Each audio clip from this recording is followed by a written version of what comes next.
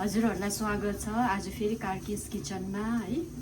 आज म होली पनि हो, सानो होलीको सेलिब्रेसन है, किनभने साथी पनि आएको छ। अचानक यो गरेको, अन्त यो चिकन करी बनाऊ भनेर नि, चिकन र आलुदम बनाऊ भनेर मैले यहाँ रेडी पारेको छु।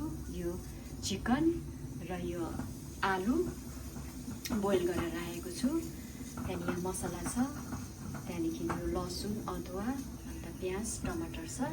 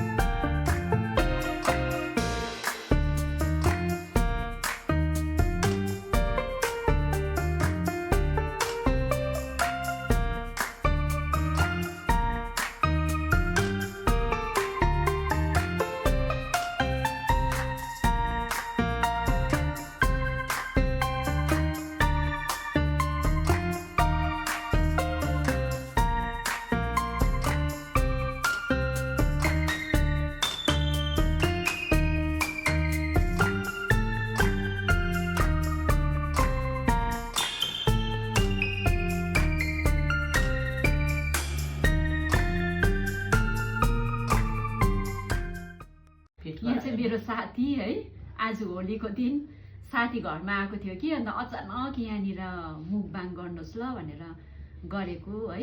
अब पकाएको, अब कार्किस किचनको त अघि तपाईँहरूलाई मैले देखाइहालेँ पकाएको भिडियोहरू है। अब यो लास्टमा दिदीको लागि मैले पकाएको, र दिदीको पनि अब च्यानल छ, के च्यानल अरे, दिलु इट्स भन्ने मुकबाङ छ है। अब हजुरहरूले है माया गरिदिनुहोस्, सपोर्ट गरिदिनुहोस्। मेरो पनि दिदीको पनि भिडियोहरू यस्तै यस्तै भिडियो लिएर फेरि आउनेछौँ।